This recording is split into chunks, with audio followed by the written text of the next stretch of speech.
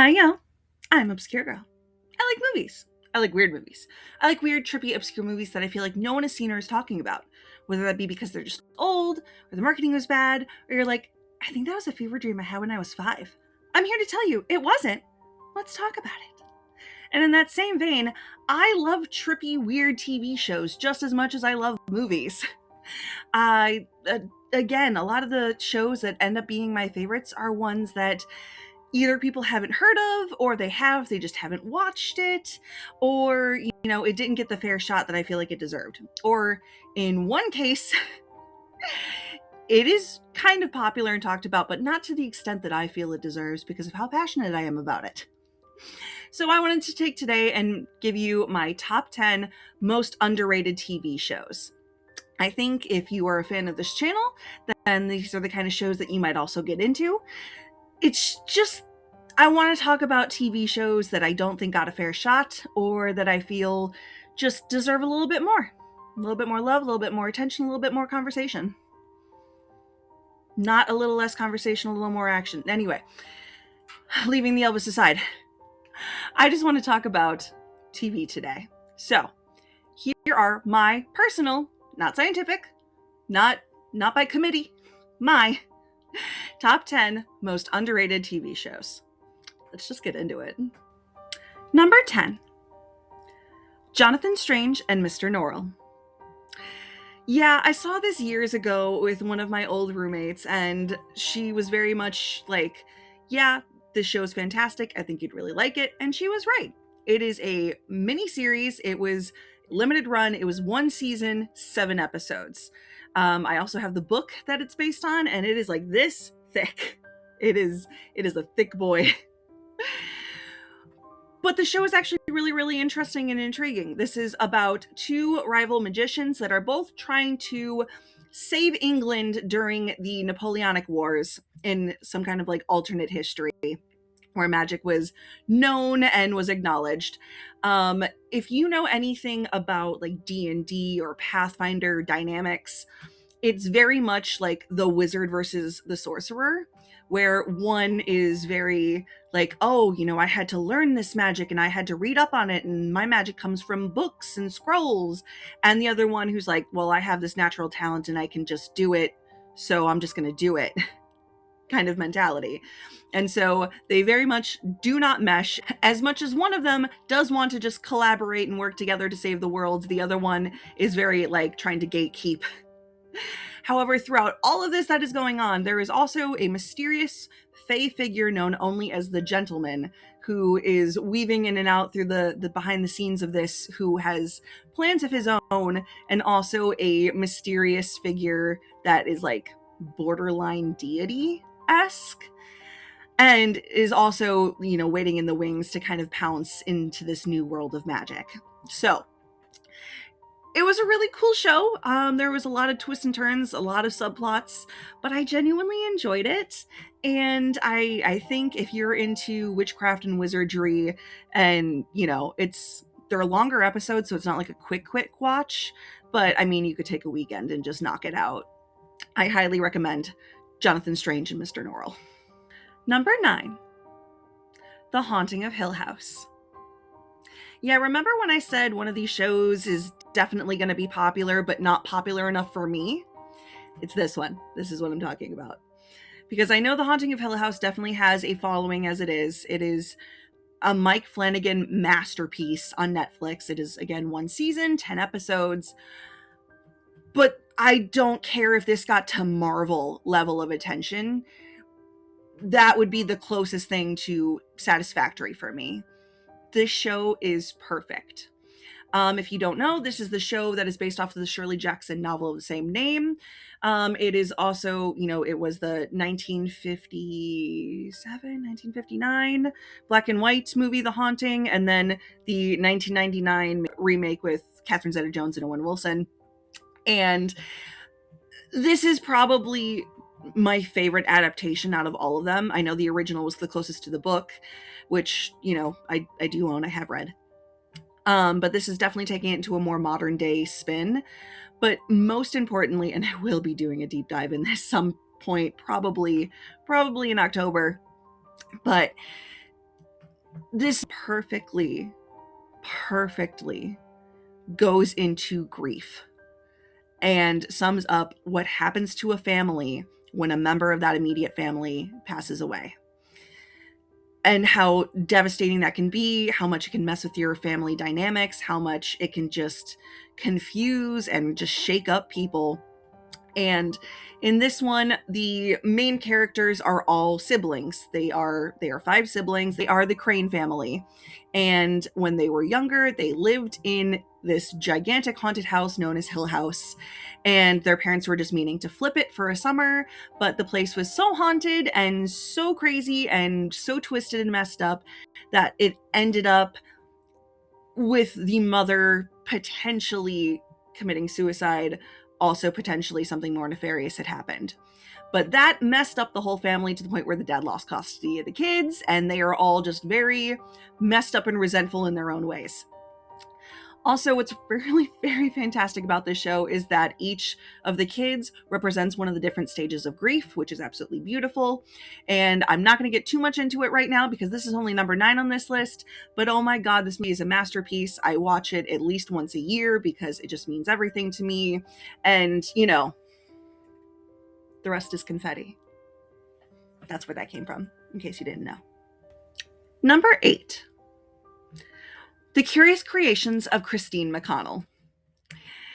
Yeah, this one's pretty niche. This is a Netflix original series. This is starring Christine McConnell, who, if you do not know, has a YouTube show as well, where she is basically Elvira and Martha Stewart's love child. She works on everything. She does decor. She does a lot of really, really over-the-top baked goods and snacks. She can sew. She makes ornaments. She does a little bit of everything, but it is all gothic and creepy. And the show itself is basically her, doing kind of like a Halloween bake show. It's only a couple episodes, it's only 1 season.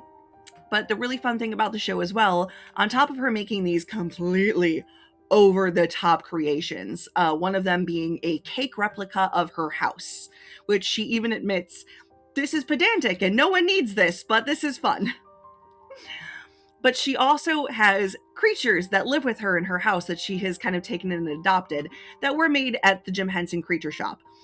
There is Rose, the reanimated raccoon, who will not leave the neighbors' dogs and garden gnomes alone. There is an Egyptian mummified cat that very much thinks he still deserves to be worshipped. And there is a werewolf beast type creation that she just recently adopted that is also living with them. There's kind of a slight overarching story for the in-between scenes of in between her making candles and gift baskets and cakes and coffee cake that looks like the coffee dispenser. With just with the creatures and with Christine meeting a guy that's definitely not a serial killer named Norman. But it's a really cute show. It's something you can have on in the background, especially around Halloween when you're putting up decorations. A lot of the things are very over the top to the point where I'm definitely not going to try a lot of them. But some of them I'm like, okay, I could try those candles. I could try those cookies, So definitely if you are into any kind of, Halloween, or if you're into any kind of baking shows, whatever, definitely give this one a watch. Number 7, Gallivant. I'm not sure if you know this, but way back in days of old, there was a legend told about a hero known as Gallivant. Square jaw and perfect hair, cojones out to there was no hero quite like Gallivant. I will go through the entire song if I don't stop myself right now. This show was fantastic. This was an ABC show. It was a musical. It was hilarious. It was just the perfect brand of humor for me. And it is a fairy tale show, basically, about, knights, kings, princesses, evil wizards, things like that. But it is told very hilariously through song. And a lot of the songs are fantastic. I've definitely learned a couple with one of my besties, so we can do them for karaoke. This was a show a lot of my friends and I watched together once I talked to them into letting me show them a musical.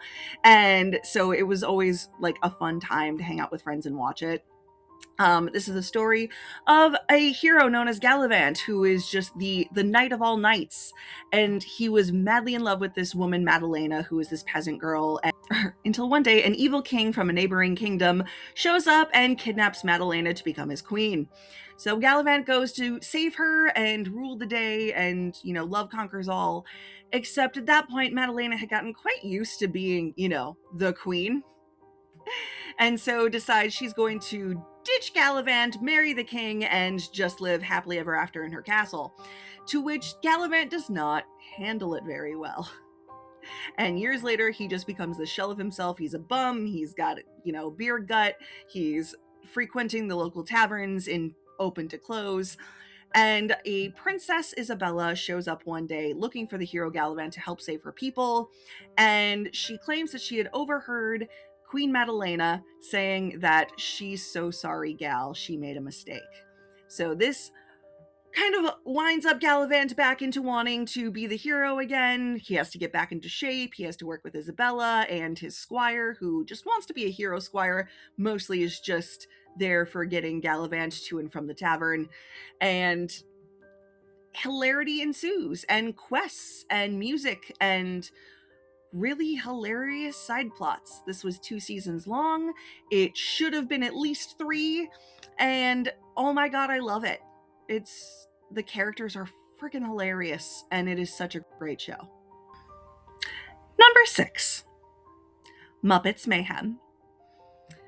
When I try and describe this show to people, the best thing I can come up with is if everyone in the world, or at least in this country, could watch this show, I think it would heal the wounds of the world and society we live in today. This show is powerful. It is, of course, the Muppets. It is Dr. Teeth and the Electric Mayhem. And the story is about they are the world's biggest band. They've inspired all these other bands throughout history. Of course, it's Muppets, so the cameos are unlimited. Just, you might be getting like 3 gigantic random cameos a second. Honestly, it's kind of just, it's Muppet fantastic. It's Muppet Mayhem. However, they've never put down an album. They've just been touring since forever. And they have a very, party lifestyle because they're the Mayhem. We got a little sidetracked by the 80s. So when this very ambitious music executive, she works for a record label that she's one of 2 employees. But when she finds out that they actually hold the contract for the Muppet album and they have never held true to that contract, she calls it in and basically wants to be the one who finally got the Muppets to lay down an album. However, it's the Mayhem, and getting them to focus and sit still and work on songs together is a season worth of shenanigans. It's so freaking beautiful and just wholesome. And again, it's just a show about love and connection and how music can do that and how the Muppets can do that.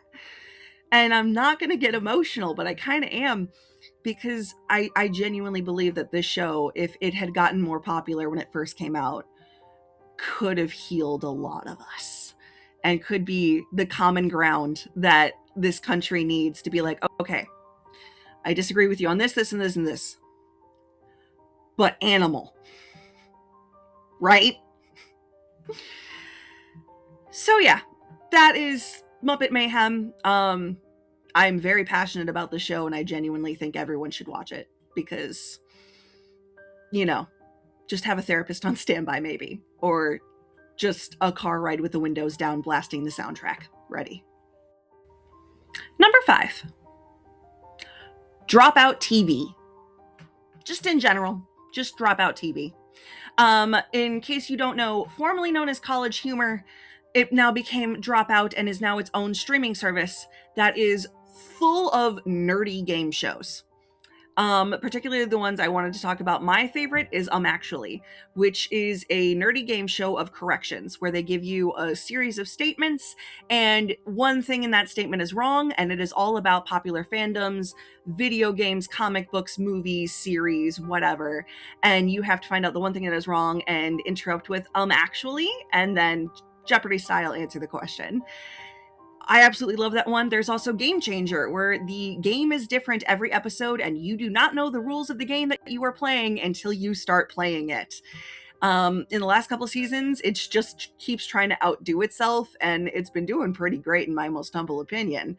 The couple episodes I absolutely love. I always recommend that people start with a whodunit episode from season 1 of Game Changer, just because that was how I started, and I felt like it was a perfect introduction to the show and what it is. But you can totally just watch it the whole way through, whatever you want to do. I actually took a Game Changer episode and I used it as a anniversary surprise on my husband and got all of our friends involved and took up the entire house, and it was amazing. And another one is Make Some Noise. This is one where a lot of the show's actors, they're all comedians, but a lot of them have really good, impersonations and accents and things like that. And they're all improv as well. So they'll have a couple people on each episode and they'll give them a whole series of prompts. And one is like, you might have seen the clip of Brennan Lee Mulligan doing the Hot Topic commercial featuring Tim Curry, and it's just absolutely fantastic. They have other things like Dimension 20, which is where they do full campaigns of a game with all different themes. If you are a nerd or of the nerdy persuasion, I could not recommend this whole streaming service enough. There are so many more game shows than the ones I mentioned. Those are just ones I wanted to point out specifically, but I highly recommend Dropout TV, especially if you're a nerd like me. Number 4, Lost Girl. God, I love this show. I love it so much.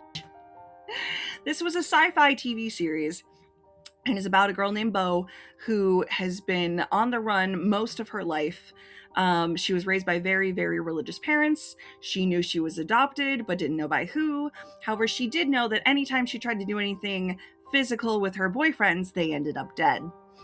To finally find out one day that actually she's a succubus, and that is something she just didn't know her whole life, and that there was this whole underculture of the Fae living on Earth that she knew nothing about.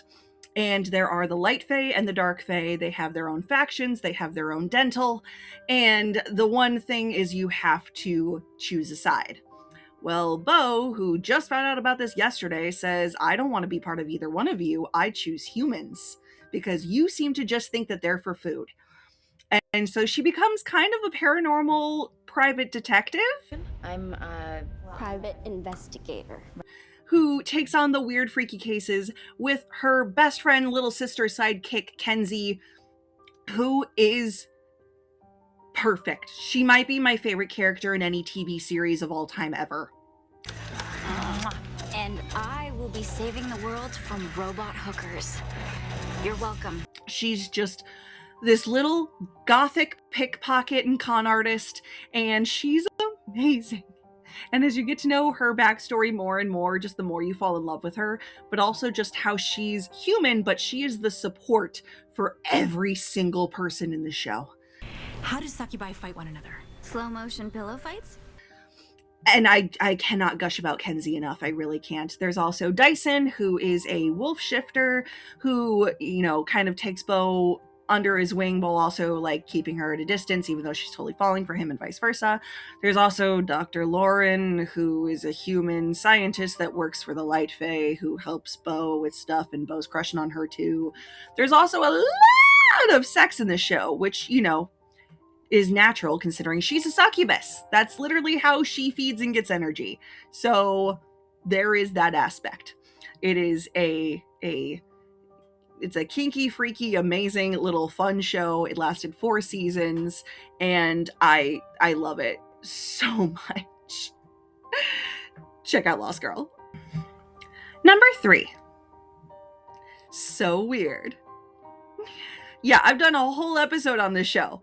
This was my favorite show growing up. This is a show that is so much a part of my genetic coding at this point. It is just hardwired into my personality. It's about a girl named Fiona Phillips, whose mother, Molly Phillips, is a traveling musician, and Fee and her brother Jack and their driver Ned and his wife Irene, who is Molly's manager, and their son Clue, and sometimes their son Carrie, are all traveling in this tour bus together around the world. And everywhere they go, they bump into something supernatural that only Fee believes in. But she has her own like website basically called SoWeird.com, where people can help her like diagnose what kind of supernatural occurrence is going on and give backup like articles about it and stuff, and vice versa. This show goes over everything: sirens, banshees, werewolves, angels, Bigfoot. I love this show. And she's also like an Irish girl with a very Irish background, which, hey, same. She also loves typing and having thumb rings. And I love the show, and I love Fee Phillips. And this was a Disney Channel original series way back in, like, I want to say late 90s, early 2000s, and it shaped the person I am today. This was definitely a show that let weird little goth girls know that it was okay to be exactly the way they were. And I'm sorry it did not go past 3 seasons. However, after season 2, the main character actress, her mom wanted her to have a more normal childhood, so she yanked her out of the show. They brought in a new main character named Annie, who just sucked. And so the show went under after that. However, if you watch those first 2 seasons, it does kind of wrap up perfectly as a show by the end of season 2. So you could just leave it there if you wanted to. And oh my God, it's on Disney Plus right now. If you have any nostalgia for it, kind of remember it, or if you're just like, oh my God, I missed that. Why? Like, that sounds so up my alley. Check it out. It is an older show. It is for not little kids, but like middle kids. Like, it was this and then Lizzie McGuire for me. So it's that age range. But definitely, I would check it out again. Number 2. Smash. Often referred to as Glee for adults, Smash is the series about what it takes to put on a Broadway musical. And from all aspects, it's actually kind of fascinating that way, because you see through the perspective of the writers, of the producer, the director, the choreographer, and the 2 main girls that are fighting to be the lead in a musical that they are creating over the life of Marilyn Monroe, called Bombshell. This eventually ended up becoming its own Broadway show. Not Bombshell, unfortunately. That's kind of what I really wanted them to do, but it was more about the show in general. I heard they took a lot of liberties and it didn't work out that well, unfortunately. But this definitely was a show that could have gone a lot further had it gotten the attention that I feel it deserved. It was an NBC show, I believe. And the cast is a lot of Broadway greats. Angelica Houston, I just have to specifically call out. Angelica Houston plays the producer, who she used to be a producing duo with her husband. They get divorced, and she wants to prove that she can do this without him. And so she backs this team, and it's Angelica Houston, and she's just forever a freaking treasure. And just love that part. And then they have a season 2. This only went 2 seasons.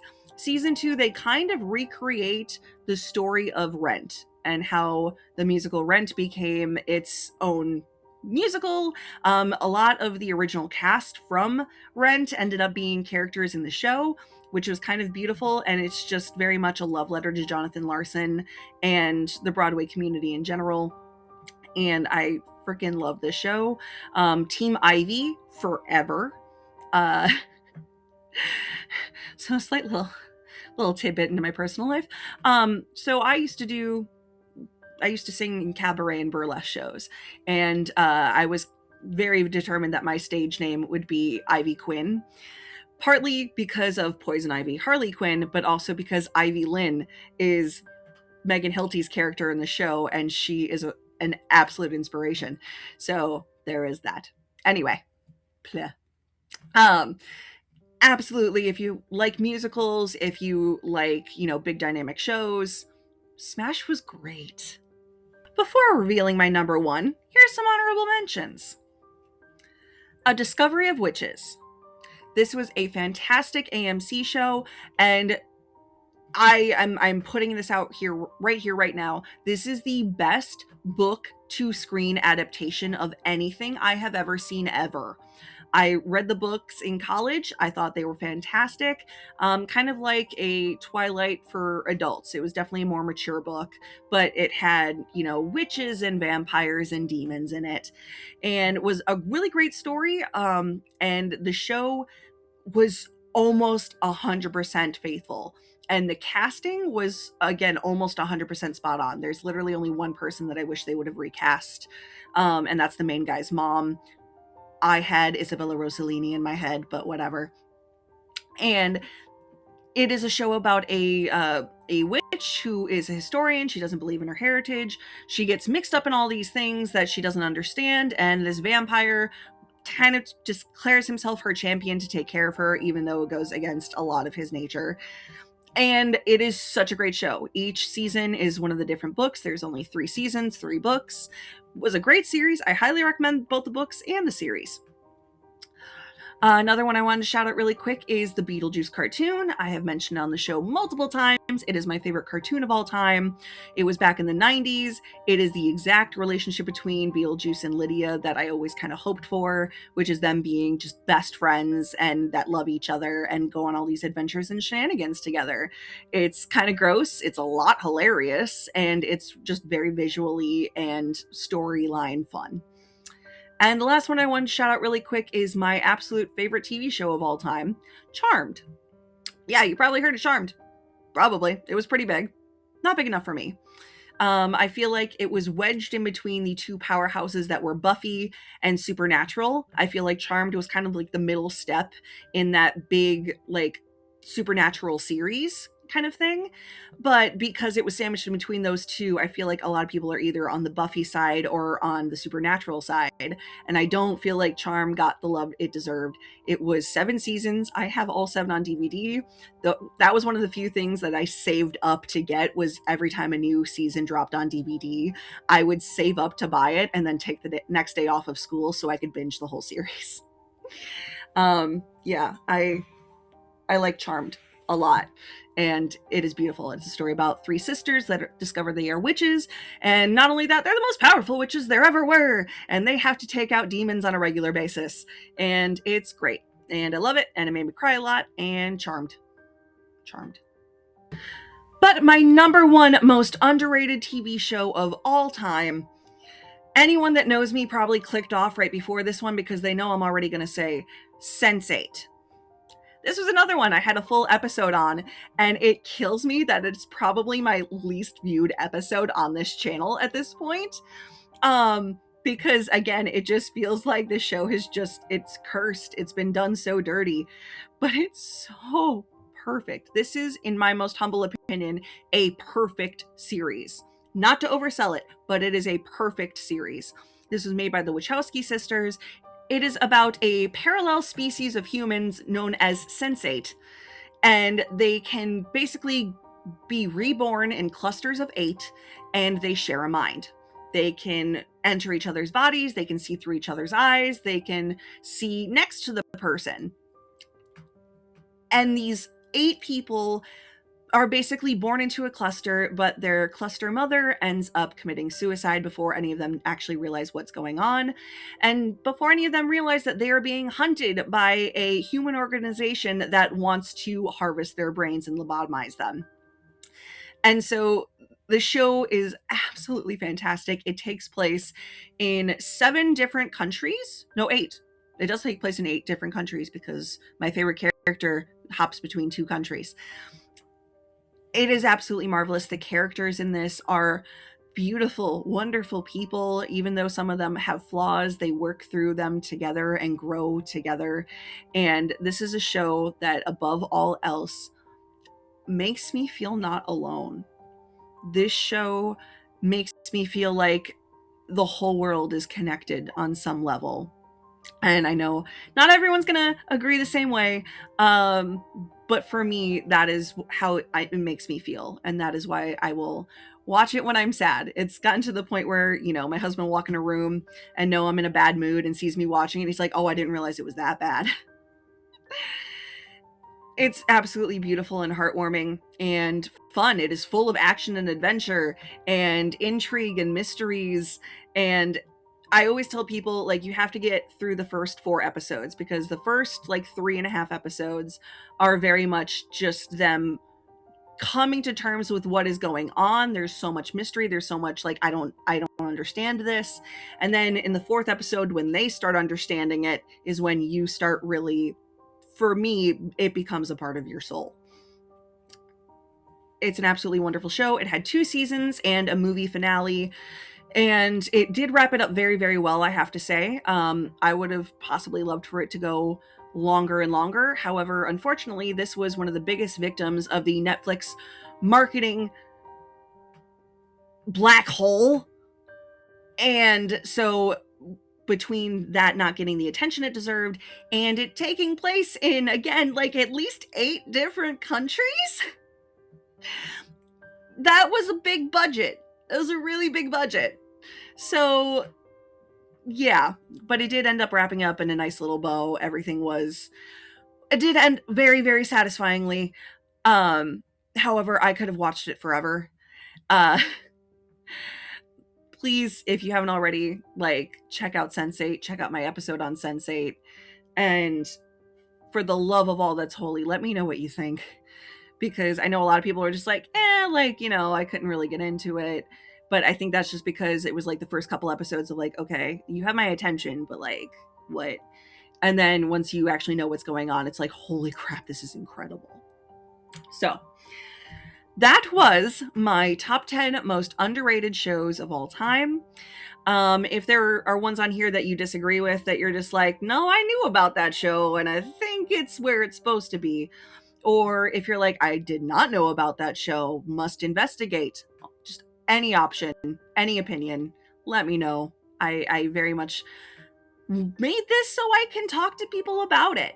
So, hi.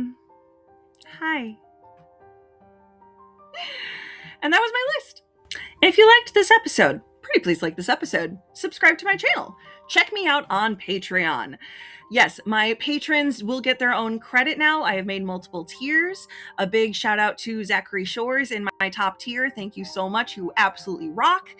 And anyone else that wants to check me out, the link is in the description below.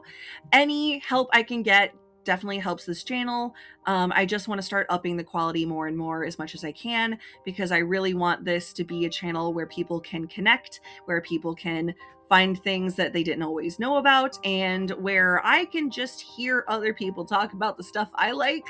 Because again, a lot of times when I try and explain something to people about a show or a movie I like, I just get this blank stare like, she's making this up. I've been Obscure Girl. The rest is confetti. And now you know where that